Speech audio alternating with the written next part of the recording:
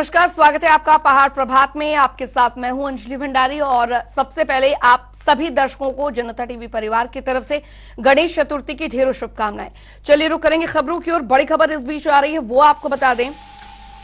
बड़ी जानकारी आ रही है, 14वीं विधानसभा के मानसून सत्र का दूसरा दिन आज। ये इस वक्त की बड़ी खबर। सुबह 11 बजे से शुरू होगी सदन की कार्रवाई।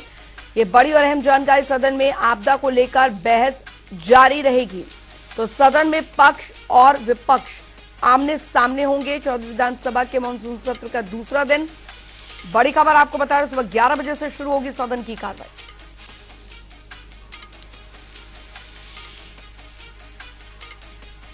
तो बड़ी और अहम जानकारी आपको यहां पर बता रहे हैं। मानसून सत्र का दूसरा दिन है, 14वीं विधानसभा के मानसून सत्र का दूसरा दिन आज। ये इस वक्त की बड़ी खबर। सुबह 11 बजे से शुरू होगी सदन की कार्रवाई। सुबह 11 बजे से सदन की कार्रवाई शुरू होगी। सदन में आपदा को लेकर बहस जारी रहेगी, तो सदन में पक्ष और विपक्ष आमने सामने होंगे। 14वीं विधानसभा के मानसून सत्र का दूसरा दिन है आज। सुबह 11 बजे से शुरू होगी सदन की कार्रवाई। ये बड़ी खबर। सदन में आपदा को लेकर बहस आज भी जारी रहेगी, तो इन मसलों पर तपेगा सदन। प्रदेश में 8 महीने से भर्तियां लटकी हुई हैं। साथ ही आईएएस के खिलाफ बार बार पत्र बम आ रहे हैं। आपदा के दौरान राहत एवं बचाव कार्य को लेकर भी पिक एंड चूज के आधार पर राहत राशि देने का मुद्दा, सरकारी संस्थानों की तालाबंदी, आपदा में भी जारी रहना, 8 महीने में 8,500 करोड़ का कर्ज, बेरोजगारी के मुद्दे पर हमलावर विपक्ष। तो हिमाचल में 8 महीने से भर्तियां लटकी हुई हैं सदन में। ये तमाम मुद्दे जो है गूंजेंगे। स्टाफ सिलेक्शन कमीशन भंग होने पर बेरोजगार परेशान हैं। जिनके पेपर हो चुके हैं उनके रिजल्ट भी नहीं निकल पाई है सरकार। विजिलेंस क्लियरेंस वाले पोस्ट कार्ड में भी रिजल्ट लटके हुए हैं। हिमाचल ब्यूरो चीफ विकास शर्मा हमारे साथ इस बीच जुड़ गए हैं ज्यादा जानकारी के साथ। विकास, हिमाचल विधानसभा मानसून सत्र का दूसरा दिन है। आज भी हंगामे के आसार यहां पर बने हुए हैं। फिलहाल आज क्या कुछ मुद्दे जो हैं वो सदन में यहां पर चर्चा का विषय रहेंगे? देखिए अंजलि, क्योंकि पिछला कल जो है वो उसमें भी हंगामा देखने के लिए मिला। अपनी तय रणनीति के तहत ही दोनों ही पक्ष यानी सत्ता पक्ष और विपक्ष दोनों ही दल अपने विधायक दलों की बैठक करने के बाद सदन के भीतर गए और विपक्ष ने पूरी तैयारी कर रखी थी कि सत्ता पक्ष को कैसे घेरा जाए। और तमाम ये मसले जो आप स्क्रीन पे अभी देख रहे थे, तमाम ये मसले जो है वो रहने वाले हैं इस पूरे सदन इस सत्र के दौरान। आज क्योंकि बेहद ही महत्वपूर्ण दिन है, दूसरा दिन है सत्र का। मानसून सत्र इस ऐसी आपदा के बीच में इस बार हो रहा है जब हिमाचल प्रदेश में प्रलय की तरह एक त्रासदी के रूप में से देखा जा रहा है। ऐसे में आज 11 बजे सदन की कार्रवाई जो है वो शुरुआत उसकी होगी। सबसे पहले प्रश्नकाल होगा, 1 घंटे तक प्रश्नकाल चलेगा और 12 बजे फिर से जो पहले दिन मुख्यमंत्री की तरफ से एक चर्चा लाई गई थी नियम 102 के तहत, उस चर्चा के ऊपर जो है आज भी चर्चा होगी और विपक्ष और सत्ता पक्ष के जो विधायक होंगे वो चर्चा में भाग लेंगे। कल इस बात के ऊपर जो है वो तनातनी देखने के लिए मिली सदन के अंदर कि एक तरफ विपक्ष जो है नियम 67 के तहत मांग कर रहा था कि जो आपदा में नुकसान हुआ है उसके ऊपर सबसे पहले काम रोको प्रस्ताव लाया गया और उसके ऊपर चर्चा की मांग की जा रही थी। लेकिन वहीं सत्ता पक्ष की तरफ से भी जो रणनीति पहले से तय की गई थी, उसी रणनीति के तहत नियम 102 के तहत इसी प्रस्ताव को राष्ट्रीय आपदा राज्य घोषित करने को लेकर जो है प्रस्ताव सदन में रखा गया, जिसके ऊपर जो विधानसभा स्पीकर हैं उनकी तरफ से परमिशन नहीं दी गई, उनकी तरफ से अनुमति नहीं दी गई, जिससे तनातनी का माहौल जो है वो पूरी तरह से सदन के अंदर देखने के लिए मिला। आज भी हंगामा जो है जरूर यहाँ पर हो सकता है क्योंकि प्रश्नकाल बेहद ही अहम होता है। ऐसे में जो जनता से जुड़े मुद्दे हैं, क्योंकि बहुत बड़े स्तर पर नुकसान हिमाचल प्रदेश को हुआ है। ये बताया जा रहा है करीब 10,000 करोड़ से ज्यादा का नुकसान अब तक हिमाचल प्रदेश को इस बरसात के मौसम में हो चुका है। लिहाजा बहुत से ऐसे विधानसभा क्षेत्र हैं जहां पर अलग अलग तरह की दिक्कतें हैं। सड़कें जो है वो बुरी तरह क्षतिग्रस्त यहाँ पर हुई हैं, कई पुलों को नुकसान हुआ है। जो आवाजाही है उसके ऊपर जो है वो यहाँ पर बड़े स्तर पर जो है वो बाधित हुई है। ऐसे में जो फिर से जनजीवन पटरी पर लौट सके, इसको लेकर सदन के अंदर कई तरह के सवाल जवाब जो है आज होने वाले हैं। कई मायनों में अहम आज का दिन जो है वो माना जा रहा है क्योंकि वो चर्चा जो पिछले कल नियम 102 के तहत सरकार की तरफ से जो प्रस्ताव लाया गया था, आज उसी के ऊपर 12 बजे के बाद चर्चा होगी और उसके बाद अगर समय मिलता है तो नियम 130 के तहत जो भाजपा के विधायक हैं जे.आर. कटवाल, उनकी तरफ से एक नियम के तहत जो है एक प्रस्ताव यहाँ पर लाया जा रहा है, जिसमें लो वोल्टेज और जो बिजली की तारें घरों के ऊपर से जा रही हैं उसके ऊपर सदन विचार करे, इस बाबत भी आज एक प्रस्ताव जो है वो यहाँ पर लाया जा रहा है। जी बिल्कुल। हालांकि विकास, क्योंकि आपदा का जो मुद्दा है वो काफी ज्यादा गंभीर यहाँ पर सरकार के लिए चुनौतीपूर्ण भी यहाँ पर रहा है, क्योंकि एक तरफ सरकार कह रही है कि हम जो मुआवजा है वो यहाँ पर दे रहे हैं, पीड़ित लोगों, प्रभावित लोगों तक मदद जो है वो पहुंचाई जा रही है। विपक्ष का उसका उलट कहना है कि यहाँ पर जो प्रभावितों तक मदद जो है वो नहीं पहुंची और उल्टा जो पिक एंड चूज की तरीके से जो आपदा राहत राशि है वो दी जा रही है। और हमने कल ग्राउंड रिपोर्ट भी एक जगह की देखी जहां पे लोगों ने इस बात का जिक्र किया कि उन्हें सिर्फ मदद के तौर पर 5,000 रुपए जो है वो भी दिए जा रहे हैं और राहत राशि उन्हें जो कि वादा की गई थी 1-2 लाख वो नहीं पहुंचाई जा रही है। अब ऐसी स्थिति में वाकई में जो ग्राउंड की रियलिटी है वो है क्या आखिरकार प्रदेश में? देखिए बिल्कुल, क्योंकि लगातार इस तरह के आरोप और प्रत्यारोप जो है वो आपदा के दौरान भी देखने के लिए मिले। सत्ता पक्ष का ये कहना है कि हमने बहुत ही बेहतरीन काम किया है आपदा के इस दौर में, जिस तरह से जनजीवन दोबारा से पटरी पर लौट रहा है इसके पीछे जो नीयत और नीति राज्य सरकार की रही है वही है, और विपक्ष को ये सब चीज़ें दिखाई नहीं देती। इस बात की चर्चा जो है मुख्यमंत्री करते हुए भी नजर आए। विपक्ष ये कह रहा है कि हमारे पास मुद्दों की कमी नहीं है, बहुत से ऐसे मुद्दे हैं, चाहे वो आपदा के दौरान अनियमितताएं बरती हों या फिर जो जिस तरह से आप कह रही हैं कि बहुत से लोग ऐसे थे जिन तक मदद नहीं पहुंची है। हालांकि मदद जो है उसकी दरकार अभी भी है, बहुत से ऐसे लोग हैं जिन्हें उम्मीद से कम यहाँ पर मदद की गई है और बहुत से ऐसे पहलू हैं जिनको अनछुआ अभी तक किया गया है। तो ये तमाम मसले हैं जो विधानसभा सदन के अंदर आज भी इनकी गूंज जो है वो देखने के लिए मिल सकती है। विपक्ष आज भी इससे पहले, सदन में जाने से पहले विधायकों के साथ एक बैठक जो है वो नेता प्रतिपक्ष जयराम ठाकुर करने वाले हैं और उसमें भी आज रणनीति क्या रहने वाली है, किस तरह से सत्ता पक्ष को अंदर सदन के भीतर घेरा जाए, इसको लेकर रणनीति बनाई जाएगी। वहीं सत्ता पक्ष की तरफ से भी मुख्यमंत्री लगातार विधायकों से ये बात कह रहे हैं कि अगर विपक्ष कोई तीखा हमला जो है वो सदन के अंदर, कोई जुबानी हमला कोई ऐसा करता है तो किस तरह से उसका जवाब जो है वो दिया जाए ताकि विपक्ष जो है वो यहाँ पर थोड़ा संतुष्ट दिखाई दे। लेकिन विपक्ष की रणनीति यही है कि एक नहीं तो दूसरा मुद्दा, दूसरा नहीं तो तीसरा मुद्दा, क्योंकि मुद्दों की कमी विपक्ष के पास नहीं है। इस बात का संकेत जयराम ठाकुर जो है वो पहले ही दे चुके हैं। देखना यही होगा कि आज क्या सदन की कार्रवाई ठीक से चलती है, शांतिपूर्ण तरीके से चलती है, या फिर आज भी हंगामा जो है सदन के अंदर होगा। चलिए, आपसे आगे भी अपडेट लेते रहेंगे। बहुत बहुत शुक्रिया विकास इस तमाम जानकारी के लिए। खबरों में आगे बढ़ेंगे और फिलहाल आपको बता दें, चलिए खबरों में आगे बढ़ते हैं। उधर हिमाचल विधानसभा में दरअसल मानसून सत्र शुरू हो गया है और सत्र की शुरुआत में ही सदन में जमकर नारेबाजी और हंगामा देखने को मिला। इस दौरान सीएम ने विपक्ष पर जमकर निशाना भी साधा। मुख्यमंत्री सुखविंदर सिंह सुक्खू ने कहा कि विपक्ष के लोग जो हैं वो साफ साफ कह दें कि वे केंद्र से मदद नहीं मांग सकते और साथ ही अपने केंद्रीय नेताओं से बात नहीं कर सकते और हमारे साथ चलकर मदद लाने का प्रयास करें। इसके अलावा मुख्यमंत्री ने विपक्ष को प्रदेश की जनता को गुमराह करने से बचने की भी नसीहत दी है। वहीं राष्ट्रीय आपदा घोषित करने पर जयराम ठाकुर ने भी पलटवार किया।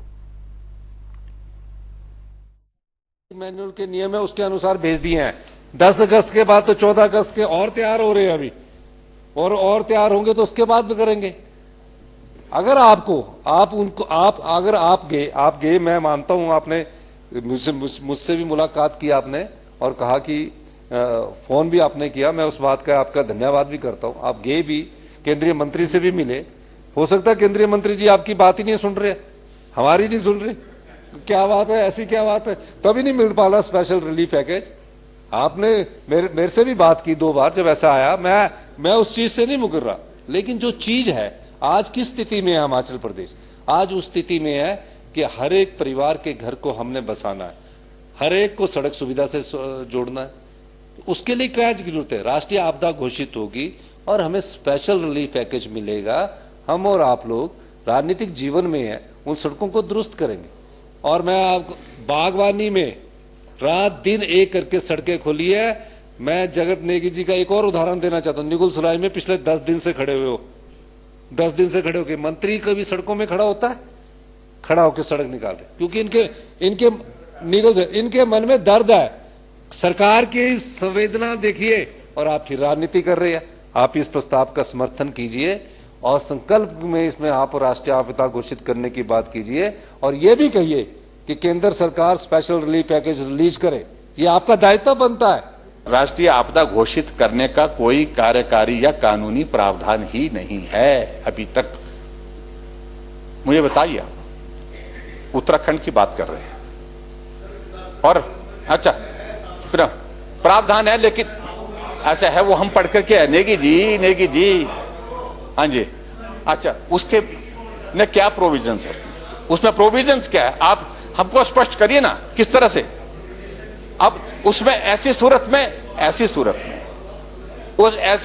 में मैं ये चाहूंगा कि इस प्रस्ताव की स्पिरिट जिस भाव के साथ यहां पर माननीय सदन में लाने की कोशिश हुई है उसमें तरमीम करने की आवश्यकता है, उसमें मॉडिफिकेशन करने की आवश्यकता है कि केंद्र हिमाचल प्रदेश के लिए और मदद करे, इस बात का आग्रह करें और उसमें हम भी साथ होंगे,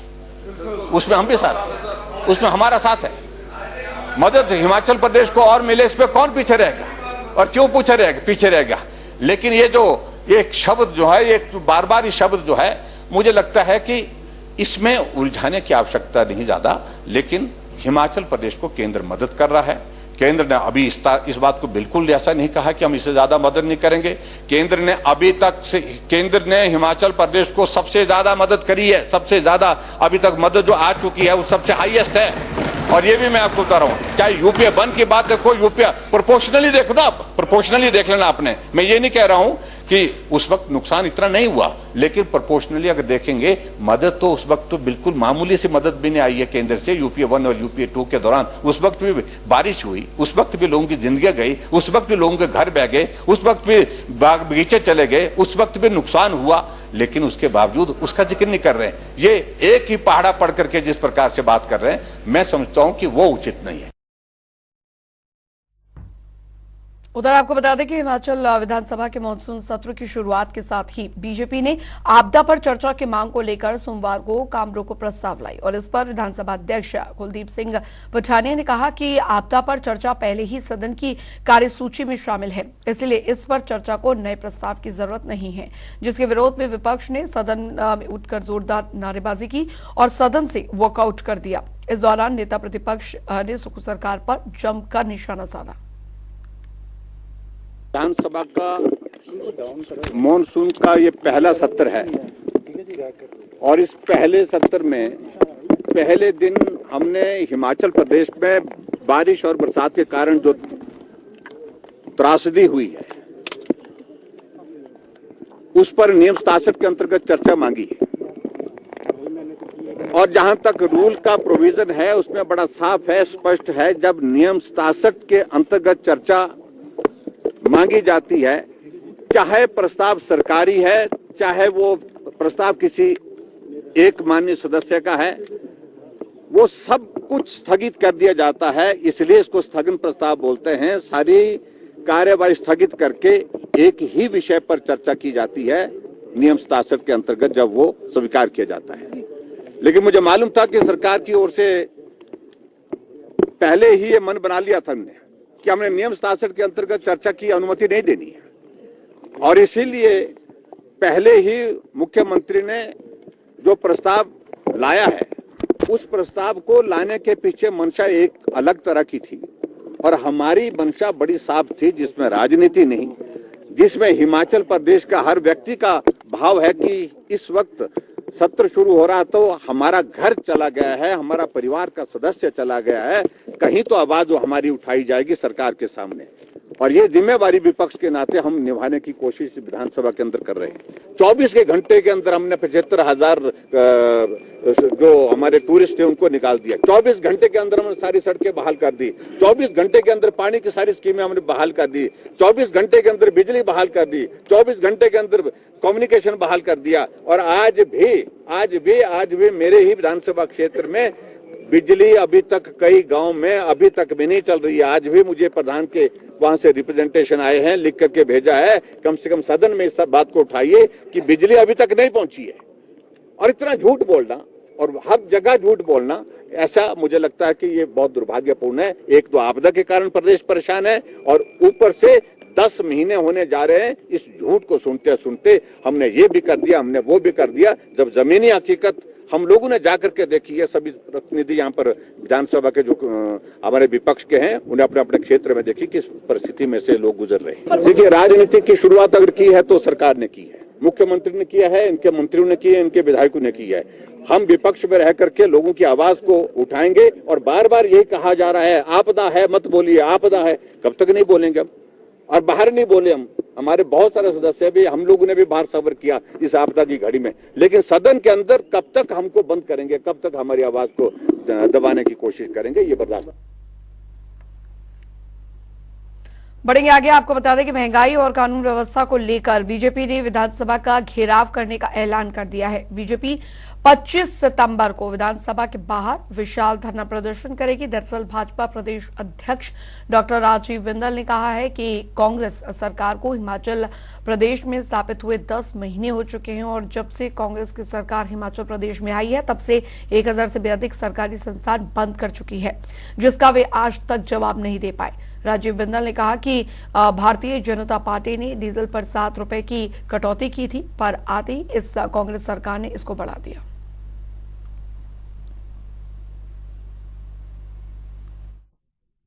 पिछले 9-10 महीने के अंदर सरकार किस हर फ्रंट के ऊपर नाकामयाब हुई। जनता की गारंटियां पूरी नहीं की। जिस विषय को लेकर के यह सरकार सत्ता में आई थी उस विषय से भागती हुई नजर आ रही है। इन मुद्दों को लेकर 25 सितंबर को भारतीय जनता पार्टी और भारतीय जनता पार्टी विधायक दल के साथ शिमला में विधानसभा के बाहर प्रदर्शन करेगी, धरना करेगी। उधर आपको बता दें कि नालागढ़ के तहता भाटिया पंचायत के अजनेर गांव में आधा दर्जन से ज्यादा परिवारों का देश दुनिया से संपर्क पूरी तरह से कट चुका है और गांव के दोनों ओर नदियां हैं, जिसकी वजह से दोनों ही तरफ से रास्ते बंद हो चुके हैं और अब पीड़ित परिवार बारिश के दिनों में हर साल की तरह इस साल भी काले पानी की सजा जैसे काटने को मजबूर है। वहीं ग्रामीणों ने प्रशासन से मदद की गुहार लगाई है।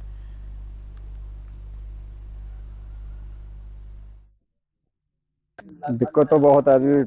पहला नंबर तो दोनों तरफ नदी है, रास्ता किसी पासे से है नहीं। अगर रात को कोई बीमार हो जाए तो जाने के लिए क्योंकि किसी भी साइड पे रास्ता नहीं है। बाकी जो मकान है, हमारे मकान भी 10 फुट का फैसला रह चुका है। पंचायत को भी बहुत बार बोला हमने, नसीब प्रधान को बोला, मोने प्रधान को बोला, 10 साल प्रधानी स्लेड में रही, कोई डंगा नहीं लगा, कोई रास्ता नहीं बना। हम यही चाहते हैं कि डंगा लग जाए और हमारा रास्ता जो है बन जाए। उधर आपको बता दें कि राजधानी शिमला में बरसात में भारी नुकसान हुआ है और जगह जगह लैंडस्लाइड हुई है। आपको बता दें कि सैकड़ों पेड़ गिर गए हैं। शहर में अभी भी जमीन धंस रही है। वहीं अब भूमि कटाव रोकने के लिए नगर निगम ने नई तकनीक निकाली है। अब जहां पर भी लैंडस्लाइड हुआ है वहां नगर निगम बांस के पेड़ और साथ ही घास लगाने का अभियान शुरू करेंगे, जिसकी शुरुआत नानन्ना से महापौर सुरेंद्र चौहान ने की है।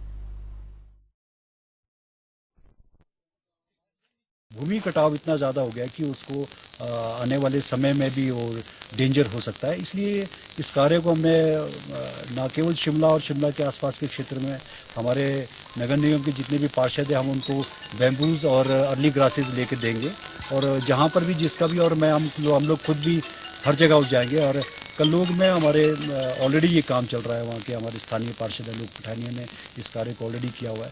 और अगर बैम्बूज हमारे पास कम हो गए, हमारी सिमेट्री है कल्लोग में, वहाँ पर बहुत बड़ा जंगल है बैम्बूज का, उसको लेकर भी हम वहाँ से निकाल सकते हैं। क्योंकि इसके पीछे मकसद सिर्फ ये है कि आपको सॉइल इरोजन को और जो हमारी स्लाइड जो है शिमला के अंदर उसको रोकना है। उधर आपको बता दें कि ढालपुर में बीजेपी नेता आदित्य विक्रम सिंह का प्रेस वार्ता की और इस दौरान कहा कि हिमाचल प्रदेश में जुलाई महीने में हुई प्राकृतिक आपदा के चलते जहां पर हजारों लोग प्रभावित हुए, तो वहीं जिला कुल्लू में आपदा के 2 महीने के बाद भी निजी बस ऑपरेटर को कोई राहत नहीं मिल पाई है। ऐसे में प्रदेश सरकार को चाहिए कि वो निजी बस ऑपरेटरों को 3 महीने में सभी प्रकार के टैक्स में राहत प्रदान करे।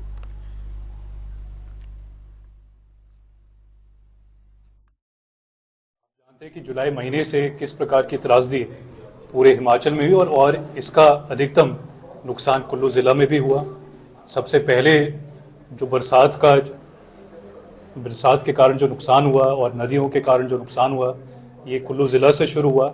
और आप यहाँ जानते हैं कि पहले हफ्ते जुलाई महीने से यहाँ पे अधिकतम आपके सड़क मार्ग बंद हो गए, क्षतिग्रस्त हुए और बंद हो गए।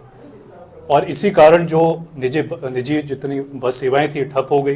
तो मैं तो ये दोबारा उनसे निवेदन करूंगा, मुख्यमंत्री जी से खास तौर से निवेदन करूंगा कि क्रशर को चलाने की अनुमति दोबारा से दी जाए और कम से कम जिनके पास पूरे दस्तावेज है, जिनके पास कागज है, जिनके पास परमिशन है, जिसके पास माइनिंग की परमिशन है, लीज वगैरह जिसके पास पूरे अपने कागज हैं, कम से कम उन क्रशर को तो दोबारा वापस चालू करवाया जाए।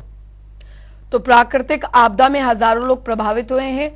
बीजेपी नेता का ये कहना है और उन्होंने इस बात का जिक्र किया है कि प्रदेश सरकार जल्द से जल्द निजी राहत जो है वो कुल्लूवासियों को दे।